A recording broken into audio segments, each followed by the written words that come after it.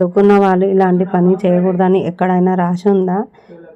మనము ఏ పని అయినా సరే కానీ ఇష్టంతో చేస్తే తృప్తినిస్తుంది.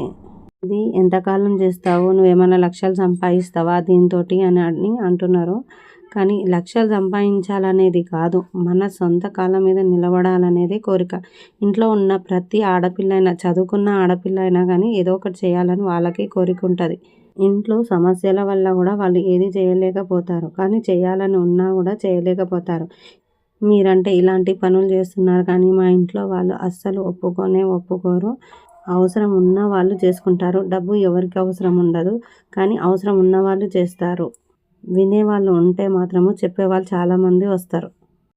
ఇలాంటి వాళ్ళు ఉండడం వల్లనే ప్రతి ఆడపిల్ల ఏది చేయడానికి భయపడతా ఉంటుంది. కానీ ఇలా ఎవరు భయపడకుండా ముందుకు సాగితే మాత్రము ఏదైనా సాధించవచ్చు అనేది తెలుస్తుంది. ఒంటరి పోరాటంతో సాగాలి మనము. ఇదేనండి జీవితం అంటే.